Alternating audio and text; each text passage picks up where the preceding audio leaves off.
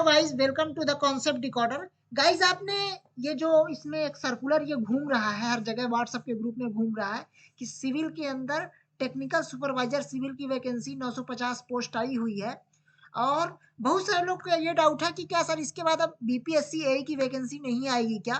क्योंकि अगर अभी ये सारी वैकेंसी आउटसोर्सिंग से अगर भरी जा रही है तो क्या फिर क्या होगा? बीपीएससी ए में जो वैकेंसी आने वाली है तो क्या होगा, फिर नहीं आएगी क्या? तो चलिए इसके बारे में आज हम डिटेल्ड एनालिसिस करने वाले हैं। आपको मैं ओपन करके दिखाता हूँ कि दरअसल है क्या। इसको आपने देखा होगा, ये देखिए यहाँ लिखा हुआ सामने, number of post of technical supervisors to be outsourced through service provider agency. मतलब आप ये मानिए कि कोई प्राइवेट एजेंसी है जो कि आउटसोर्सिंग के थ्रू 950 पोस्ट उनकी भर्ती कर रही है। लेकिन ये किसके लिए कर रही है? क्या ये ए के लिए कर रही है? नहीं जी, ए के लिए नहीं कर रही। तो किसके लिए कर रही है? तो देखिए इसको अच्छे से आप पढ़िए थोड़ा, और फिर आप देखिए आपको समझ में आ जाएगा किसके लिए कर रही है। देखिए यहाँ लिखा हुआ है, technical supervisor is responsible for prepare PT requisition and plan estimate for special repair and addition alteration of work scheme under his section.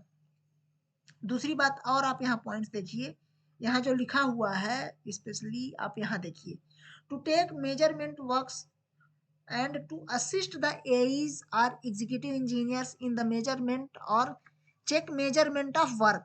मतलब ये मेनली ऐसी पोस्ट है, ये ऐसी पोस्ट के लिए रिक्रूटमेंट कर रहे हैं जो कि एई को जो असिस्ट करी। एई को असिस्ट कौन करता है? जेई करते हैं, लेकिन जेई का काम एक अलग हो जाता है।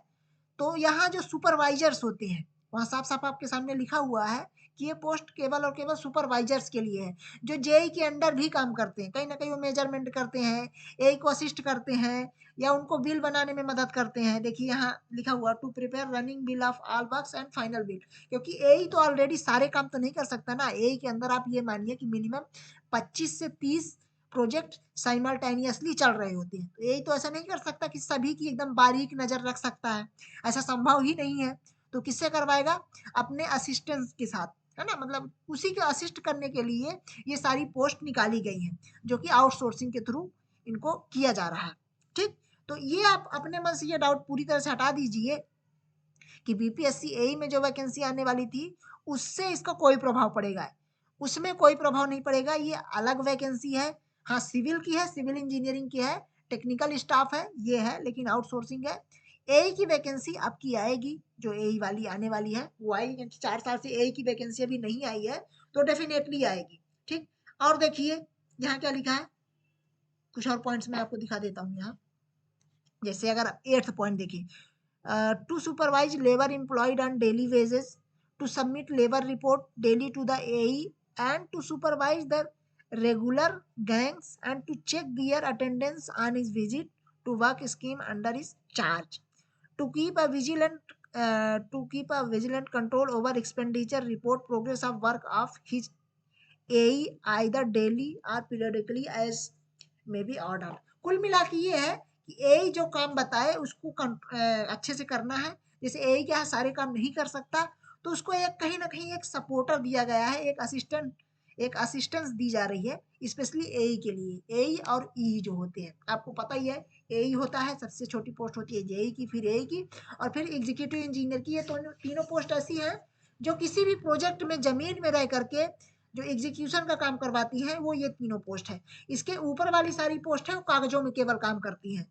कागजों के मतलब कि जैसे उन्होंने पास कर दिया, उनके पास ऑलरेडी इतने सारे काम होते हैं कि वो केवल कागजों में ही काम करते हैं।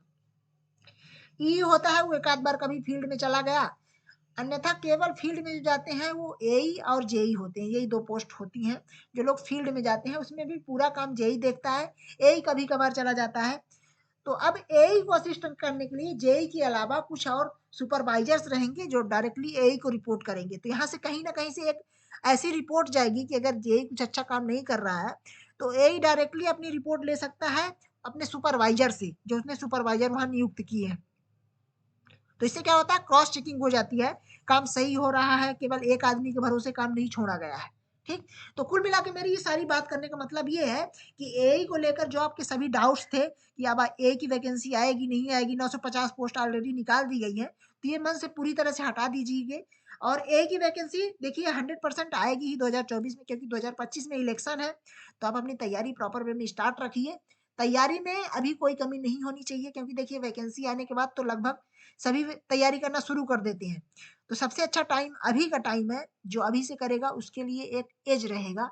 एज ये रहेगा, जैसे जो जीएस का सेक्शन है, जनरल इंजीनियरिंग का सेक्शन है, ये काफ़ी ब्रॉड सेक्शन है, इसको करना पड़ेगा। और कहीं न कहीं यही डिसाइडिंग फैक्टर होते हैं आपके जो मार्क्स लाने में।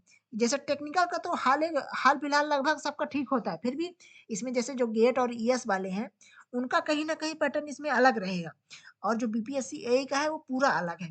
तो टेक्निकल भी आपको थोड़ा दूसरे पर्सपेक्टिव से करना पड़ेगा, लेकिन जो जीएस और जनरल इंजीनियरिंग का सेक्शन है, इसके लिए तो आपको पूरी तरह से डेडिकेटेड होके अभी से लगना होगा। आपको अपना टारगेट ऐसा रखना चाहिए कि जब नोटिफ़िकेशन आ जाए, तो नोटिफ़िकेशन आने के बाद आपका फिर रिवीजन शुरू हो जाए। मतलब ये है कि नोटिफ़िकेशन आने के पहले आपकी एक बार पूरा सिलेबस कंप्लीट हो जाना चाहिए विथ क्वेश्चन प्रैक्टिस सेशन, ठीक? तो इसके लिए आप जुड़े रहिए, और बाकी आप अगर हमारे साथ जुड़कर करना चाहते हैं तैयारी, तो हमारे कॉन्सेप्ट डिकोडर ऐप को आप डाउनलोड कर सकते हैं। कॉन्सेप्ट डिकोडर ऐप को डाउनलोड कीजिए, और वहाँ डाउनलोड करके आपको वहाँ सारी इन्फॉर्मेशंस मिल जाएँगी कि बैच चल रहा है, हमारा लक्ष्य बैच चल रहा है। लक्ष्य बैच के अंदर आपको कंप्लीट क्लासेस मिल रही हैं। जनरल इंजीनियरिंग की क्लासेस, मैकेनिकल, इलेक्ट्रिकल, इन सब की शुरू हो चुकी है। जीएस की क्लासेस शुरू हो चुकी हैं। सारी क्लासेस शुरू हो चुकी हैं। तो आप उनसे ज्वाइन करके और तत्काल तुरंत आप अपनी तैयारी को इस तरह से बूस्ट अप कर सकते हैं। अभी ज़्यादा उसमें क्लासेस नहीं हुई हैं, तो अभी आप साथ में चल करके और साथ में अच्छी तैयारी कर सकते हैं। Thank you so much.